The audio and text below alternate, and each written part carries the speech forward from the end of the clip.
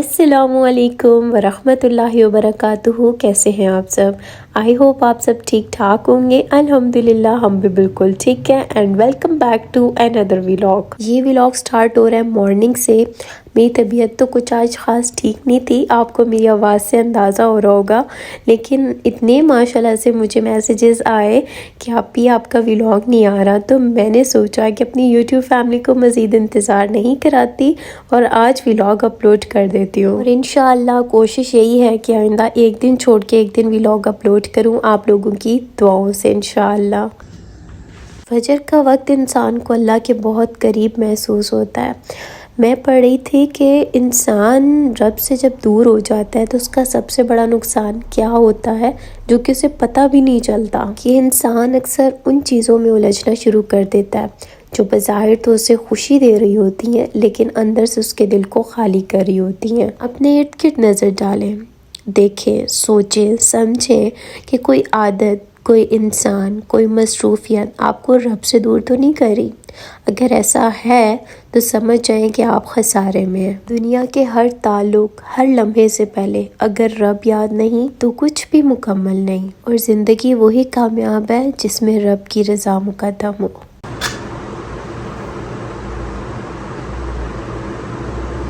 अच्छा, मैंने अपने रूम में ना एक कर्टन ऐड किया है जो कि मेरे रूम की कलर थीम के साथ थोड़ा मैच हो रहा है। थोड़ा सा लॉन्ग है लेकिन उसे मैं बाद में एडजस्ट कर लूँगी। दरअसल मैंने इसको दूसरे रूम से इस रूम में शिफ्ट किया है तो वो मुझे ऐसे बिल्कुल ठीक नहीं लग रहा था, तो मैंने अपने बाकी कर्टन्स के साथ जो जुगाड़ किया हुआ था, जो मैंने आपको बताया था कि मेरी अम्मी ने मुझे बताया था कि इस तरह टिशू रोल्स के जो रोल होते हैं ना, रोल टिश्यूज़ के, उनको काट के तो फिर लगा दें तो अच्छा खासा वो माशाल्लाह वॉल्यूम क्रिएट हो जाता है उनमें। लेकिन मेरे पास अभी अनफॉर्चुनेटली इतना कोई ख़ास टिशू रोल था नहीं क्वालिटी वाला, मतलब उसका गत्ता जो होता है, तो मैंने फ़िलहाल एडजस्ट किया है। तो बाद में फिर इंशाल्लाह दूसरा जब हार्ड वाला होगा तो फिर इसको दोबारा से मैं ठीक कर लूँगी। अच्छा, आज मैंने ना यहाँ पर दूसरी बेडशीट विंटर स्टफ़ की डाली है। आप लोग कह रहे होंगे अभी इतनी ज़्यादा सर्दी तो नहीं है, लेकिन यहाँ पर ना थर्ड फ्लोर पे रात को और स्पेशली सुबह के टाइम पे ना काफ़ी ज़्यादा ठंड हो जाती है, तो इसलिए मैं चाह रही थी कि थोड़ा सा ना बेडशीट डालूँ। ये इतनी ज़्यादा भी गर्म नहीं है लेकिन मुझे अच्छी बहुत लगती है, तो इसीलिए मैंने इसको आज बिछाया। अगर ज़िंदगी अच्छी गुजारना चाहते हैं तो अपनी छोटी छोटी खुशियों को इंजॉय करना चाहिए। जो आपका दिल चाह रहा है उसको करें और उस चीज़ को इंजॉय करें। खुशी कभी किस्मत से नहीं मिलती, ये एक आदत है जो इंसान खुद बनाता है। दुनिया में देखें तो हर इंसान के पास ही बेइंतहा दुख है, लेकिन हर कोई अगर अपने दुख को लेकर बैठ जाए फिर तो गई खुशी भाड़ में। खुशी का ताल्लुक लोगों से नहीं होता, बल्कि खुशी एक ऐसी चीज़ है जो इंसान के इत्मीनान कल्ब के साथ जुड़ी है। इसका ताल्लुक न चीज़ों से है न लोगों से है। प्यारे आका अलैहिस्सलाम अक्सर मुस्कुराया करते थे। उनकी सीरत हमें सिखाती है कि मुस्कुराहट भी एक सदका है। और ज़रा ये सोचें कि अगर थोड़ी देर मुस्कुराने से आपकी पिक्चर इतनी अच्छी आ सकती है, सेल्फी इतनी अच्छी आ सकती है, तो चेहरे पर मुस्कुराहट रखने से आपकी ज़िंदगी में कितना सुकून आ जाएगा। बड़ी बड़ी खुशियों के इंतज़ार में ना बैठे, छोटी छोटी खुशियों को एंजॉय किया करें, जैसे कि एक चाय का कप मेरी तरह, जो कि मुझे बहुत ही खुशी देता है। सुबह की ठंडी हवा, उसमें चहलकदमी, निकलते हुए सूरज को देखना, गुरूब होते हुए सूरज को देखना। अलगर्ज ये कि हमारी ज़िंदगी में बहुत सारे ऐसे मौके आते हैं, बस अवेल कैसे करना है ये आपके अपने ऊपर डिपेंड करता है। बेडशीट वगैरह मैंने अपनी ठीक कर ली, चेंज कर ली, उसके साथ मैंने वॉशरूम्स भी दोनों जल्दी जल्दी धो दिए। अच्छा, मैं तो तेज़ाब से धोती हूँ, तेज़ाब और सर्फ दोनों मिक्स करके, उससे काफ़ी अच्छी क्लीनिंग वगैरह हो जाती है। तो यहाँ पर वॉशरूम्स डन हो गए।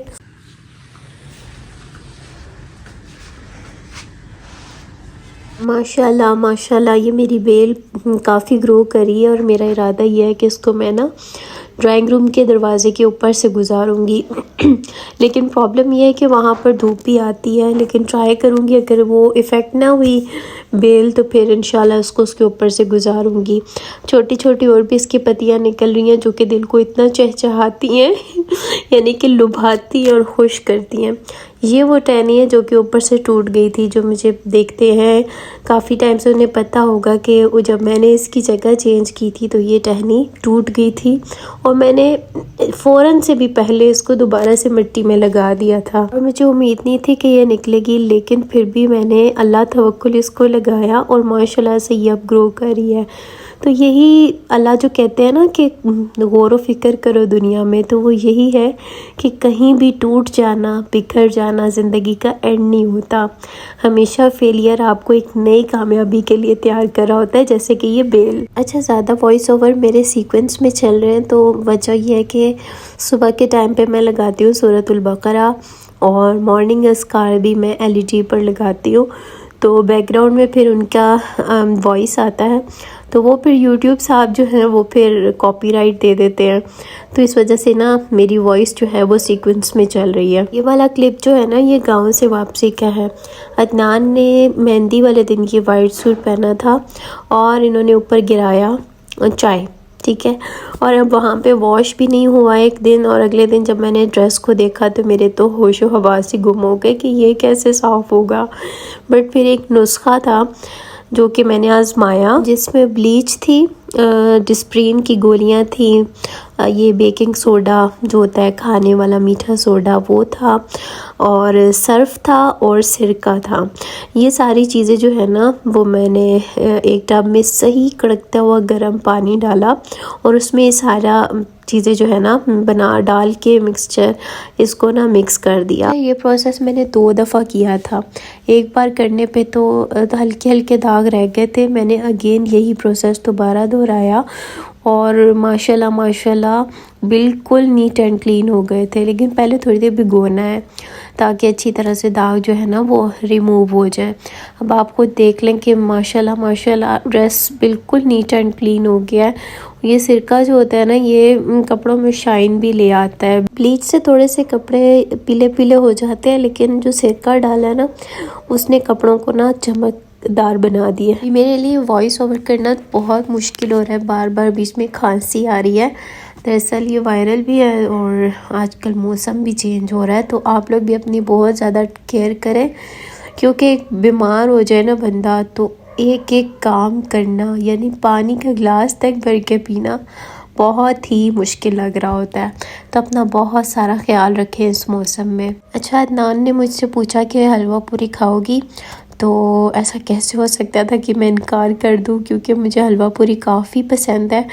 गला ख़राब हुआ हुआ है लेकिन फिर भी ना दिल कर रहा था बहुत ज़्यादा हलवा पूरी खाने का, तो मैंने झटपट हामी भरी, मैंने कहा ज़रूर खाऊंगी। तो बस अदनान आते हुए हलवा पूरी ले आए, मैंने साथ मज़ेदार सी कड़क चाय बनाई और उसके बाद फिर हमने बैठ के नाश्ता किया। साथ में हमने अर्तुगरुल गाज़ी का सीज़न 1 देखा जो कि हमारा मोस्ट फेवरेट बना हुआ है। मैंने एक बार देखा हुआ ये सारा ड्रामा, बट अभी ना अदनान के साथ दोबारा देख रही हूँ।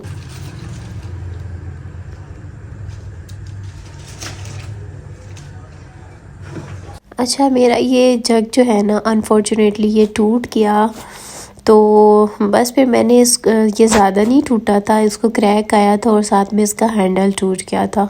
तो मैंने इसमें भी पानी डाल के ना तो इसमें मैंने मनी प्लांट को ग्रो कर दिया। माशाल्लाह इसकी भी जो रूट्स हैं ना वो नीचे से निकल आई हैं। मेरी एक फ्रेंड है तो उसने मुझे मैसेज किया कि तुमने अपने माशाल्लाह मनी प्लांट पे क्या जादू किया कि ग्रो कर जाते हैं ना। तो मैंने उसे कुछ टिप्स भी बताई। साथ में जो एक बात है वो ये है कि इन पौधों के साथ ना मैं काफ़ी बातें करती हूँ, इनको प्यार करती हूँ। प्यार से मुराद ये है कि इनकी टेक केयर करती हूँ, इनको मुस्कुरा कर देखती हूँ, छोटी मोटी इनके साथ बातें करती हूँ। क्योंकि मैंने कहीं पढ़ा था कि जो इंसान पौधों के साथ मसरूफ़ रहता है उसे कभी डिप्रेशन नहीं होता, और वाकई में ये बात दुरुस्त है। जब से मैंने पौधों के साथ थोड़ा अपने आप को मसरूफ़ रखने की कोशिश शुरू की हुई है तब से मैं मतलब अपने आप को बहुत फ़्रेश फ़ील करती हूँ। तो लेकिन पौधा रखना समझे पूरा एक बच्चा पालने के मुतरादिफ है, क्योंकि ये आपसे पूरी टेक केयर मांगते हैं। मतलब इनका पूरा ख्याल रखना पड़ता है, इनका पानी चेंज करना, इनको टाइम पे पानी देना, इनकी जो मिट्टी है उसकी गोडी करना, मतलब पूरा आप इनको बच्चों की तरह पालेंगे तभी ये जो है ना अच्छी तरह से ग्रो भी करेंगे और शाइन भी करेंगे।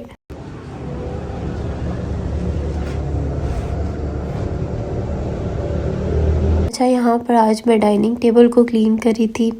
यहाँ पर कुछ जार्स जो हैं वो खाली हुए थे ड्राई फ्रूट्स के, तो उनको मैंने वॉश किया और बाकी टेबल को क्लीन करके ना मैंने उसे अरेंज किया। मोमिन की एक शान आपको बताती हूँ कि वो खौफ और उम्मीद के दरमियान होता है। सूरतुल फजर की भी एक आयत का मफ़हूम है ना कि मेरे बंदों को कह दीजिए कि मैं ही बख्शने वाला मेहरबान हूँ, और उनको बता दीजिए कि मेरा अज़ाब बड़ा ही दर्दनाक है। यानी कि अल्लाह की रहमत की वुसअत देखकर गुनाहों पर बेबाक नहीं होना चाहिए, और ना ही अपनी ज़िंदगी में गम और परेशानियों को देखकर अल्लाह की रहमत से मायूस होना चाहिए।